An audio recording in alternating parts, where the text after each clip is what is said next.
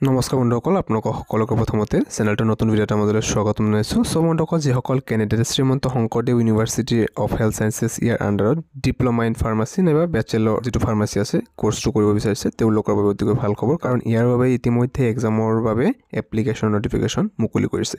ইয়াৰ সম্পূৰ্ণ exam syllabus, কিমান marks পালে কোৱালিফাই কৰিব, সম্পূৰ্ণ আপোনালোকক ডিটেইলছ জনাম। প্ৰথম পৰা শেষলৈকে নিশ্চয়কৈ চাই থাকিব। Entrance examination for admission into diploma in pharmacy D pharm বুলি কোৱা হয় যাক চমুকৈ, বেচেলৰ ইন ফাৰ্মাচী যাক চমুকৈ বি ফাৰ্ম বুলি কোৱা হয়। Courses in both the government and the private institute of Assam for the session 2025। 8 June তাৰিখে ইয়াৰে ডিপ্ল'মা ইন ফাৰ্মাচী আৰু বেচেলৰ ইন ফাৰ্মাচীৰ বাবে বোথ গভৰ্ণমেণ্ট এণ্ড প্ৰাইভেট ইনষ্টিটিউটৰ বাবে এণ্ট্ৰেন্স এক্সামিনেশ্যনটো অনুষ্ঠিত কৰা হ'ব। যিসকল কেণ্ডিডেটে ইয়াৰ বাবে এণ্ট্ৰেন্স এক্সামিনেশ্যনত এপিয়াৰ হ'ব বিচাৰিছে, তেওঁলোকে অনলাইন এপ্লিকেশ্যন কৰিব লাগিব। এতিয়ালৈকে আৰম্ভ হোৱা নাই। এপ্ৰিলৰ 30 তাৰিখৰ পৰা অনলাইন এপ্লিকেশ্যনটো আৰম্ভ হ'ব আৰু 23 মে তাৰিখলৈকে ইয়াৰ এপ্লিকেশ্যনটো চলিব। অনলাইন এপ্লাই কৰাৰ সময়ত এপ্লিকেশ্যন ফিজ পে' কৰিবলগীয়া আপোনালোকে ইয়াতে স্ক্ৰীণত চাব পাৰে। সেইটো আগৰ মতে হয়, প্ৰত্যেকবাৰ এনেকুৱাই এপ্লিকেশ্যন ফিজ ৰাখে। যেতিয়া আনৰিজাৰ্ভ কেটেগৰীৰ পৰা হয় তেওঁলোকে 1500 ৰুপিজ পে'মেণ্ট কৰিব লাগিব অকল বি ফাৰ্মৰ বাবে। ডি ফাৰ্মৰ বাবে অকল যদি কৰে 700 ৰুপিজ, আৰু যদি দুয়োটা কোৰ্চৰ বাবে এপ্লাই কৰে 200 ৰুপিজ ডিছকাউণ্টত ইয়াতে 2000 টোটেল এপ্লাইটো কৰিব পাৰে। তাৰপিছত ইয়াতে SC ST EWS OBC NCL আৰু MOBC কেণ্ডিডেট হ'লে বি ফাৰ্মৰ বাবে অনলি হ'লে 1200 টকা আৰু ডি ফাৰ্মৰ বাবে অনলি হ'লে 550 টকা, টোটেল 1600 ৰুপিজ ইয়াতে লাগিব বোথ দুয়োটা কোৰ্চৰ বাবে যদি এপ্লাই কৰিব বিচাৰে। তাৰপিছত আপোনালোকৰ এণ্ট্ৰেন্স এক্সামিনেশ্যন ক'ত অনুষ্ঠিত হ'ব, চেণ্টাৰসমূহ ইয়াতে ৰাখিছে। গুৱাহাটী, ডিব্ৰুগড়, শিলচৰ, যোৰহাট, বৰপেটা, তেজপুৰ, ডিফু, নগাঁও, নলবাৰী, লখিমপুৰ, ধুবুৰী আৰু কোকৰাঝাৰ, অৰ্থাৎ আপোনালোকৰ সুবিধা অনুযায়ী অসমৰ বিভিন্ন চেণ্টাৰত এক্সামবোৰ অনুষ্ঠিত কৰা হ'ব।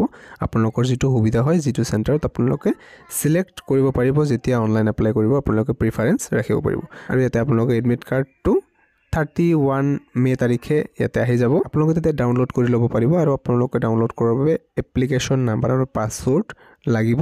আপোনালোকে সেই নিজৰ এপ্লিকেশ্যন নাম্বাৰ আৰু পাছৱৰ্ডটো ভালদৰে লিখি ৰাখি দিব। ইয়াতে এপ্লাই কৰিবলৈকে অকল ছায়েন্সৰ কেণ্ডিডেটে এপ্লাই কৰিব পাৰিব, আৰু এটা ছাবজেক্টসমূহ ফিজিক্স, কেমেষ্ট্ৰি, বায়'লজি নাইবা মেথমেটিক্স আৰু ইংলিছ এইকেইটা ছাবজেক্ট কম্পালচাৰী থাকিব লাগিব HSৰ ক্ষেত্ৰত। প্ৰিভিয়াছ ইয়েৰৰ কুৱেশ্যন পেটাৰ্ণ হিচাপে মই কৈ আছোঁ, ইয়াত এণ্ট্ৰেন্স এক্সামৰ ক্ষেত্ৰত 100 মাৰ্কছৰ এক্সাম লোৱা হ'ব। 25 মাৰ্কছ প্ৰতিটো ছাবজেক্টৰ পৰা আহিব, অৰ্থাৎ ফিজিক্সৰ পৰা 25, কেমেষ্ট্ৰিৰ পৰা 25, বায়'লজি আৰু মেথমেটিক্স ইয়াৰ পৰা আহিব 25, ইংলিছ ইয়াৰ পৰা আহিব টোটেল 25। মিনিমাম কোৱালিফাইং মাৰ্কছ ইয়াতে ৰখা হৈছে। যদিহে জেনেৰেল বা EWS হয় তেন্তে 50% মিনিমাম পাব লাগিব, অৰ্থাৎ 100 নম্বৰৰ ভিতৰত 50 নম্বৰ মিনিমাম ৰখা হৈছে। SC ST OBC কেণ্ডিডেটৰ হ'লে ইয়াতে 40% মিনিমাম ৰখা হৈছে। আনৰিজাৰ্ভ কেটেগৰী যদি PWDৰ পৰা হয় তেন্তে 45% মিনিমাম কোৱালিফাইং মাৰ্কছ ইয়াতে ৰাখিছে। অৰ্থাৎ ইয়াতে জেনেৰেল কেণ্ডিডেট যদি হয় আৰু যদি EWS কেণ্ডিডেট হয় তেন্তে মিনিমাম 50 নম্বৰ পাব লাগিব 100ৰ ভিতৰত, আৰু যদি সেয়া PWD কেটেগৰীৰ পৰা হয় আনৰিজাৰ্ভৰ পৰা তেন্তে তেওঁলোকে মিনিমাম 45 পাব লাগিব 100ৰ ভিতৰত, আৰু যদি সেই SC ST বা OBC কেণ্ডিডেট হয় তেন্তে 40 নম্বৰ হ'লে ইয়াতে এক্সামত কোৱালিফাই কৰিব, আৰু ইয়াৰ পিছত কাউন্সিলিং কৰা হ'ব। কাউন্সিলিঙত যদি চিলেকশ্যন পাই যায় তেন্তে আপোনালোকৰ ইয়াতে কাট অফ ৱাইজ এডমিশ্যন পাই যাব।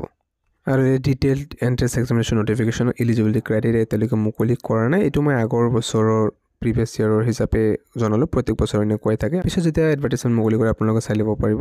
চ' ভিডিঅ'টো মানে আছিলে যিসকলে এপ্লাই কৰিব বিচাৰিছে, এপ্লাই ষ্টাৰ্ট হোৱাৰ লগে লগে আপোনালোকে ভালদৰে চাই যদি পঢ়ি ল'ব এডভাৰটাইজমেণ্টখন, তাৰপিছত আপোনালোকে এপ্লাইটো কৰিব। চ' ভিডিঅ'টো ইমানে আছিলে, নিশ্চয়কৈ এটা লাইক কৰিব, যদি ভাল পাইছে নিজৰ ফ্ৰেণ্ডছৰ সৈতেও শ্বেয়াৰ কৰি ৰাখিব। এতিয়ালৈ সামৰিছোঁ, থেংক ইউ।